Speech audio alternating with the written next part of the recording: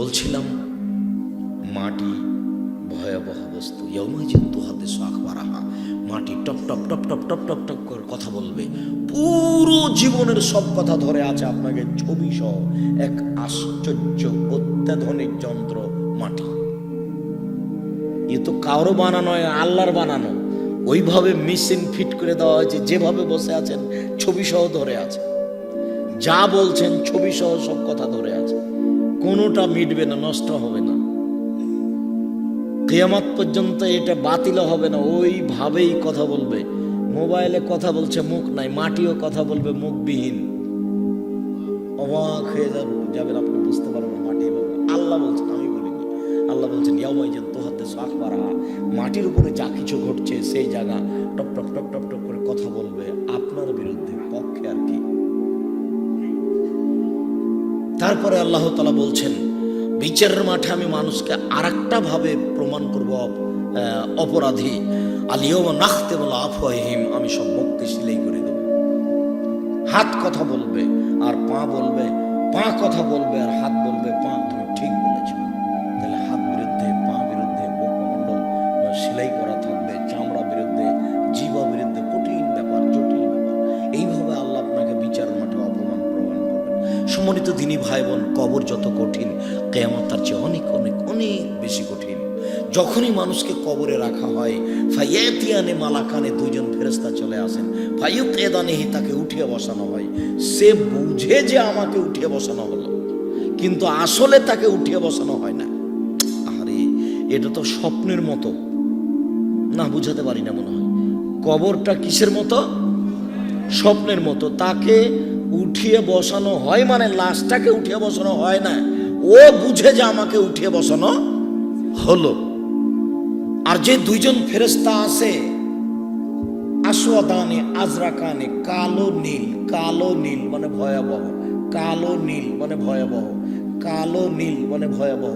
চোখে দেখে না, কানে বধির, কানেও শোনে না, চোখেও দেখে না, চোখে অন্ধ, কানে বধির। আশ্চর্য। দুইজন আসে, এসে তাকে উঠিয়ে বসিয়ে কথা বলা শুরু করে। মাহাজার রাজুল আল্লাহ যে বৈশাখী, সে লোকটা কে, যে লোকটাকে আপনাদের পাশে পেটে পাশানো হয়েছিল?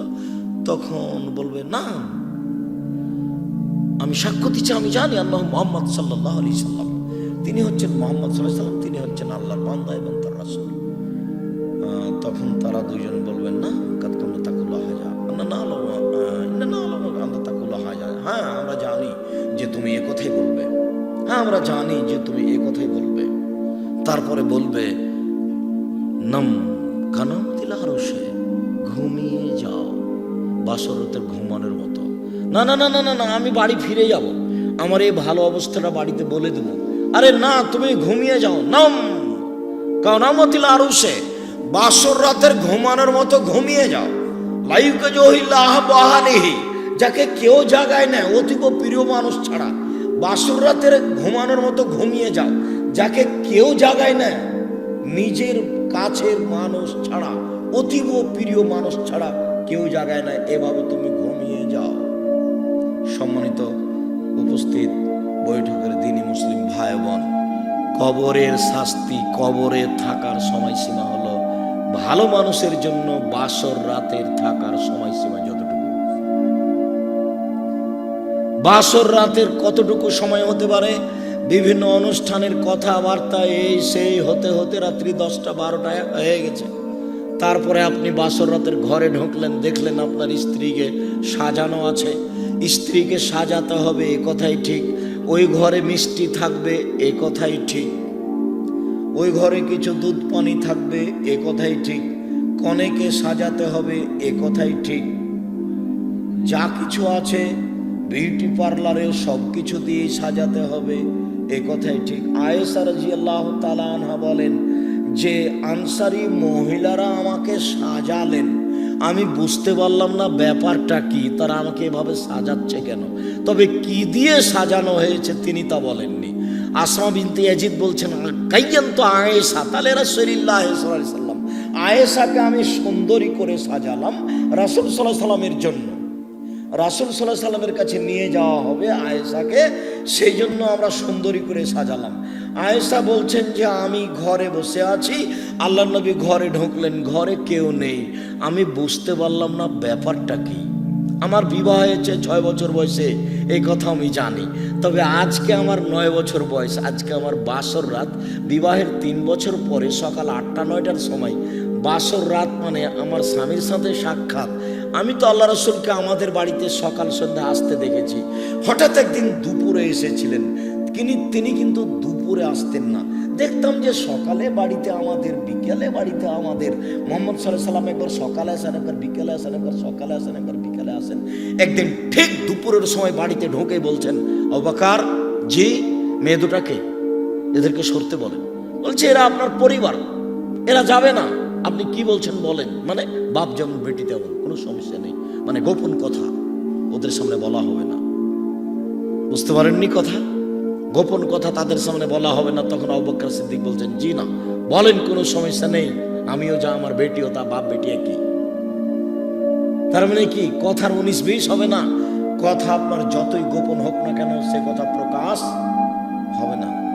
চলে যেতে হবে। ঠিক আছে, প্রস্তুত, চলে যেতে হবে, মানে হিজরতের সময় হয়ে গেছে। বাপ যেমন বেটি তেমন।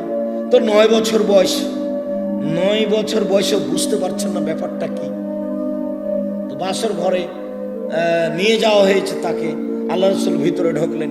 একটু পরে দেখলাম যে আসমা ভিতরে ঢুকলেন একটা দুধের গিলাস নিয়ে আমাকে বলছেন, আয়েশা এটা হাতে নাও, আল্লাহ রসুলকে দাও। তো আমি তো লজ্জা পেয়ে গেলাম, আমি তো মাথা নিচু করে আছি। তখন আমাকে ধমক মারলেন, এই গিলাসটা নাও, আল্লাহ রসুলকে আল্লাহ রসুলের হাতে দাও। তখন আমি ধকচকিয়ে গেলাম, আমি একেবারে ভয় পেয়ে গেলাম। আমি ধকচকিয়ে গিয়ে গিলাসটা হাতে নিয়ে রাসূলের হাতে দিলাম। রাসূল পানিটুকু একটু দুধ পান করলেন। তারপর আমাকে বললেন যে তুমি পান করো। আমি পান করলাম। তারপর বললেন যে আসমাকে দাও। আমি আসমাকে দিতে গেলাম। তখন আসমা বলছে না না না না না না না, আমি আয়েশার হাত থেকে নিব না, আমি আপনার হাত থেকে নিব। তখন আল্লাহ রসুল বলছেন আয়েশা দাও, আমার হাতে দাও। তো আল্লাহ রসুল নিলেন, তারপর আসমাকে দিলেন। আসমা আবার দুধ পান করলেন। তাহলে যে বাসর ঘর সাজাচ্ছে সেও এই খাওয়ার অনুষ্ঠানে অংশগ্রহণ করবে, তবে ভাবি নয়, চাচাতো বোন, খালাতো বোন, ফুফাতো বোন নয়। এরাই যদি বাসর ঘর সাজায় তাহলে জেনা আগেই হচ্ছে, তাহলে সংসারের সূচনায় জেনা, তাহলে এই সংসার ভালো হবে কি দিয়ে? বর কনের বাড়ি হলুদ মাখতে যেতে পারে না, তাহলে সূচনাতেই জেনা, এটা ভালো হবে কি করে? কনে বরের বাড়ি হলুদ মাখতে যেতে পারে না, তাহলে সূচনাতেই জেনা, ভালো হবে পরিবেশ কি করে? কমিউনিটি সেন্টারে মেয়েটাকে এভাবে সাজিয়ে বসানো যাবে না। সবাই দেখবে পুতুল সেজা আছে ঢং ভং করে, এগুলো করা যাবে না। যা কিছু আছে সব কিছু দিয়ে সাজাতে হবে, এই কথাই ঠিক। তবে নেইল পালিশ দেওয়া যাবে না নখে। ইহুদি খ্রিস্টানদের পতিতালয়ের মেয়েদের বৈশিষ্ট্য হচ্ছে নখে নেইল পালিশ দেওয়া। ইহুদি খ্রিস্টানদের পতিতালয়ের মেয়েদের বৈশিষ্ট্য হচ্ছে নখে নেইল পালিশ দেওয়া। ইহুদি খ্রিস্টানদের পতিতালয়ের মেয়েদের বৈশিষ্ট্য হচ্ছে নখে নেইল পালিশ দেওয়া। মুসলিম মহিলা নখে নেইল পালিশ দিতে পারবে না। এই মেয়ে, তোমার নখে নেইল পালিশ আছে নাকি দেখো তো। বাড়িতে যেয়ে আগে ছিলে ফেলবা আর নখ কেটে দিবা। কোনো মানুষ নখ বড় রাখতে পারবে না, কোনো মহিলাও পারবে না, কোনো পুরুষও পারবে না। অধিকাংশ মহিলাদের ঢঙ্গে নোংরা ন্যাক্কারজনক ঢং, সব নখকে বড় করে রেখেছে, বড় করে রেখেছে, এখানে নেইল পালিশ দিয়ে রেখেছে। এই মেয়ে, তোমার বাপ নেই, তোমার নখ কেউ দেখতে পায় না, তোমার বাপ নেই, তোমার মা নেই, এমনি এসেছো নাকি দুনিয়াতে? আদম আলাইহিস সালামের মতো এসেছো, বাপও নাই মাও নাই? হ্যাঁ, ঈসা আলাইহিস সালামের মতো হয়ে এসেছো নাকি যে বাপ নাই মা আছে, এভাবে এসেছো? তোমার নখ বড় কেন? তোমার নখে নেইল পালিশ কেন? শুনে রাখো, ইহুদি খ্রিস্টানদের পতিতালয়ের মেয়েদের বৈশিষ্ট্য হচ্ছে নখে নেইল পালিশ দেওয়া। মুসলমানের মেয়েদের নখে নেইল পালিশ দেওয়া হারাম। ও নখে মেহেদি দিবে, হাতের নখে তো দিবেই, পায়ের নখে দিতে হবে। মহিলারা হাতে পায়ের নখে মেহেদি দিতে বাধ্য, দিতেই হবে। কপালে টিপ দিতে পাবে না। হিন্দু মেয়েদেরকে বিবাহ করার 10টি পদ্ধতি আছে, তার একটি পদ্ধতির নাম রাক্ষসী বিবাহ। মেয়ের বাপ বিবাহ দিবে না, ছেলেটা জোর করে বিবাহ করবে। কিভাবে করবে? কপালে টিপ দিতে পারলে বিবাহ হয়ে গেল, এর নাম রাক্ষসী বিবাহ। কপালে টিপ দেওয়া প্রথা এসেছে হিন্দুদের পক্ষ থেকে, যার কারণে কোনো মহিলা কপালে টিপ দিতে পাবে না। মুসলিম মহিলা কিয়ামত পর্যন্ত কোনো মহিলা কপালে টিপ দিতে পাবে না। এমনি সাজগোজ করার যা কিছু সব কিছুই করবে। তবে এই দুটো জিনিস থেকে বেঁচে থাকতে হবে। বাসর ঘর সাজানো হবে, কথাই ঠিক। তারপরে রাত্রির 12টায় বাসর ঘরে ঢুকেছে, মাথায় হাত দিয়ে দোয়া পড়েছে, তারপরে 2 রাকাত সালাত আদায় করেছে, তারপরে কিছুক্ষণ কথা বলেছে, তারপরে দাম্পত্য জীবনে গেছে, তারপরে ঘুমিয়েছে। অনুমান করছে রাত 3টায় ঘুমিয়েছে। তো রাত 3টায় ঘুমালো। এবার 5টার সময় আজান হয়ে গেছে। 5টার সময় আজান হয়ে গেলে উঠলো, তাহলে বুঝলাম মোটামুটি 2 ঘন্টা ঘুমিয়েছে। তাহলে বুঝলাম যে কবরের থাকার সময়সীমা ভালোবাসানোর জন্য 1.5 ঘন্টা, 2 ঘন্টা, 3 ঘন্টা এমন হতে পারে। মুহাম্মদ সাল্লাল্লাহু আলাইহি সাল্লাম বলছেন, ফেরেশতা বলবেন ঘুমিয়ে যাও বাসর রাতের ঘুমানোর মতো। যখন আপনি ঘুম থেকে উঠবেন কিয়ামত হয়ে গেছে, ইসরাফিল বাঁশিতে ফুঁক দিয়েছে, তখন আপনি বলবেন আরে এখনই ঘুমালাম, আজান হয়ে গেল এত তাড়াতাড়ি, এখনই ঘুমালাম, আজান হয়ে গেল। অথচ আপনি আজ থেকে নিয়ে 2 কোটি বছর আগে মারা গেছেন। আজ থেকে নিয়ে আপনি 5000 বছর আগে মারা গেছেন। আজ থেকে নিয়ে প্রায় 5500 বছর পূর্বে ইরাকের ব্যাবিলন শহরের উর নামক গ্রামে ইব্রাহিম আলাইহিস সালাম জন্মগ্রহণ করেন। ইব্রাহিম আলাইহিস সালাম যে কুরবানি করেছিলেন সেই কুরবানি আমাদের কুরবানি। তাহলে ইব্রাহিম আলাইহিস সালাম আজ থেকে নিয়ে 5500 বছর, প্রায় 5000 বছর আগে থেকে কবরে আছেন। যখন ঘুম থেকে উঠবেন তখন একটু এলোমেলো, আহারে এত তাড়াতাড়ি ঘুম থেকে উঠে গেলাম, এইমাত্র তো ঘুমালাম। 4 কোটি বছর আগে যে মারা গেছে যদি ভালো মানুষ হয় তাহলে ঘুমিয়ে গেছে, যখন তার ঘুম ভাঙবে তখন এখনই ঘুমালাম। আসহাবে কাহাফ 350 বছর ছিলেন ওই মরা অবস্থায়, তারপর আল্লাহ তাদেরকে জীবিত করলেন। তারপর আসহাবে কাহাফকে বললেন, এই তোমরা কতদিন ছিলে? তো একদিন নয়, একদিনের কিছু অংশ ছিলাম। মানে ওরা গর্তে ঢুকেছে দুপুরের টাইমে, আর সন্ধ্যার দিকে ঘুম ভেঙে গেছে। বা ওরা গর্তে ঢুকেছে সকালে, ঘুম থেকে উঠে দেখছে 12টা বেজে গেছে। চলো চলো খাইনি, একটু হাট বাজার করো। তো একজনকে বাজারে পাঠালো, যাও বাজারে যাও, বেশ দেখে জিনিস নিও, দেখতে ভালো হবে, দাম কম হবে, পবিত্র হবে, 3টা বলে দেওয়া হলো। এবার বাজারে জিনিস কিনতে গেছে, যে টাকা দিচ্ছে সে দোকানদার বলছে এই টাকা তো চলবে না। কেন চলবে না? আরে এই টাকা তো আজ থেকে নিয়ে 350 বছর আগে ছিল। ওরাকে আল্লাহ বলছেন যে কতক্ষণ ছিল? তো ওরা বলছে যে ঘন্টা 2 ছিলাম। তাহলে এইটা হচ্ছে পৃথিবীরই অবস্থা, ঘুমানোরই অবস্থা। ভালো মানুষ যদি হয় তাহলে সে ঘুমিয়ে যাবে বাসর রাতের ঘুমানোর মতো। মানে কবরের সময়সীমা 2 ঘন্টা 3 ঘন্টা। আবার বলিয়েন না যে আব্দুর রাজাক সাহেব বলেছেন ভালো মানুষের কবরের সময়সীমা 2 ঘন্টা। আমি 2 ঘন্টা মাফ করে বলিনি, এরকম মনে হবে। আর যদি খারাপ মানুষ হয় তাহলে আর বোঝাতে পারছি না। যদি উত্তর দিতে না পারে তখন তারা বলবে না হ্যাঁ আমরা জানি তুমি এ কথাই বলবে।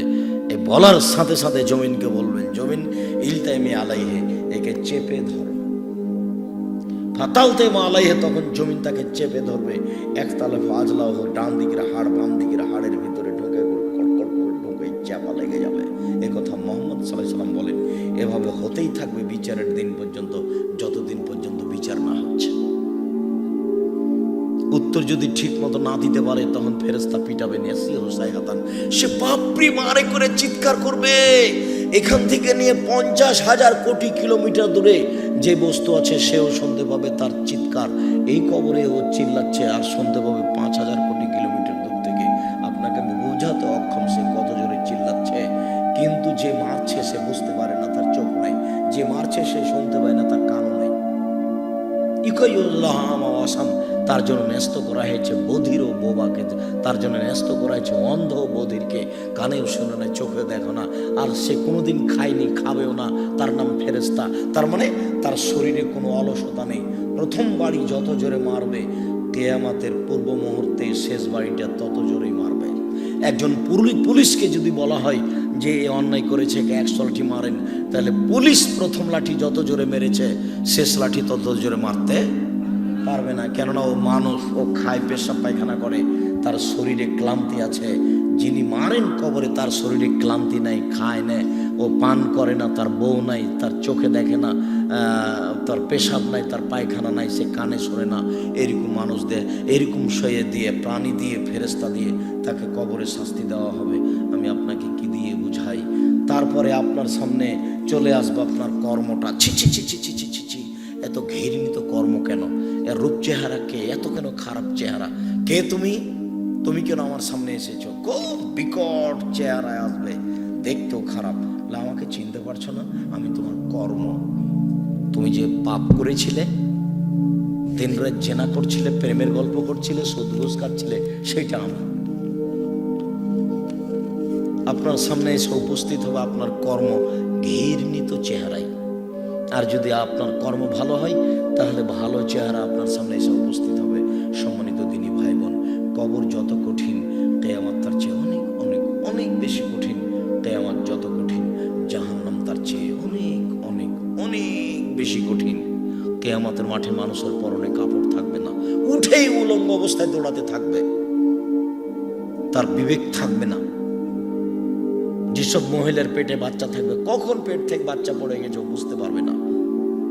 যেসব মহিলা বাচ্চাকে দুধ খাওয়াবে, ওই অবস্থাতে উঠবে, বাচ্চাকে দুধ খাওয়াতে খাওয়াতে কখন বাচ্চা কোল থেকে পড়ে গেছে ও বুঝতে পারবে না। এর নাম কিয়ামতের মাঠ। অনেক অবস্থা কিয়ামতের মাঠে। সবার পাপ এবং নেকিকে ওজন করা হবে। সবাই উলঙ্গ অবস্থায় দৌড়াতে থাকবে, সবাই আল্লাহর সাথে মুখামুখি কথা বলবে, সবাই একবার চুলের মতো সরু পথের উপর দিয়ে যেতে বলা হবে। ওটা জাহান্নামের উপরে সেট করা আছে, চুলের মতো সরু রাস্তা, সবাইকে পার হতে হবে। আর রাস্তার দুই দিকে কালালি বাঁকা লোহার আঁকড়া সেট করা আছে। যদি ভালো মানুষ হয় তাহলে বিদ্যুৎ গতিতে পার হয়ে যাবে, তার চেয়ে ভালো হলে সাধারণ গতিতে ঘোড়ার গতিতে পার হবে, তার চেয়ে কম হলে পশু প্রাণীর গতিতে পার হবে। আর যদি পাপী হয় তাহলে এই দুই দিকে আটকা পড়ে যাবে, সে নিচে পড়ে যাবে, নিচে জাহান্নাম আছে। এটা জাহান্নামের উপর দিয়ে সেট করা হবে পুলিশেরা। কিয়ামতের মাঠের অবস্থা অনেক। এক সময় করতে বলা হবে, এ দেখেন আপনার কর্ম দেখেন। এক সময় নিজে আল্লাহ বলবেন, দেখো তাহলে তুমি চিনতে পারো কিনা। এক সময় ছোট ছোট বাচ্চারা বাপ মায়ের আঁচল ধরে টানাটানি করবে। মেয়েরা বাপকে জান্নাতে জাহান্নামে যেতে দেবে না। দুইটা মেয়ে যদি কেউ লালন পালন করে তাহলে মেয়েটা মধ্যে ঢুকে যাবে, ওইদিকে জাহান্নামের এদিকে বাপ। দুইটা মেয়ে লালন পালন করতে শিখেন। লালন পালন মানে ওকে ল্যাংটা করে 16 ডিসেম্বরে ঘুরিয়ে দেন, তারই নাম লালন পালন করা। স্কুল কলেজ খুলেছে গ্রামের লোক, আর এমন পোশাক দিয়েছে মেয়েটার গায়ে, মাস্টার বুঝতে পারে তার শরীরের অঙ্গ প্রত্যঙ্গ কেমন। এখানে 500 মেয়ে আছে, 500 মেয়েকে বুঝতে পারে মাস্টার কার অঙ্গ প্রত্যঙ্গ কেমন, মানে ও ল্যাংটা হয়েই আছে। মোহাম্মদ সাল্লাল্লাহু আলাইহি সাল্লাম বলেন, সিনফার মিন আহলিন নার, আমার উম্মতের 2 শ্রেণীর মানুষ জাহান্নামে যাবে, আমি দেখিনি তাদের। আমার উম্মতের 2 শ্রেণীর মানুষ জাহান্নামে যাবে, আমি তাদের দেখিনি। আমার উম্মতের 2 শ্রেণীর মানুষ জাহান্নামে যাবে, আমি তাদের দেখিনি। এক কমন মাহুম সিয়াত, এক শ্রেণীর মানুষ তাদের হাতে থাকবে লাঠি, কাজনাবিল বাকারে গাভীর লেজের মতো। এক শ্রেণীর মানুষ তাদের হাতে থাকবে লাঠি, লাঠি হবে গাভীর লেজের মতো, একদিক মোটা একদিক চিকন। এজরেবুনা বেহান্নাস, তাদের তারা মানুষকে মারবে, এরা জাহান্নামে যাবে। এরকম লাঠি থাকে প্রশাসনের লোকের হাতে, এরকম লাঠি থাকে যারা কলেজ বিশ্ববিদ্যালয়ে পড়ে তাদের হাতে।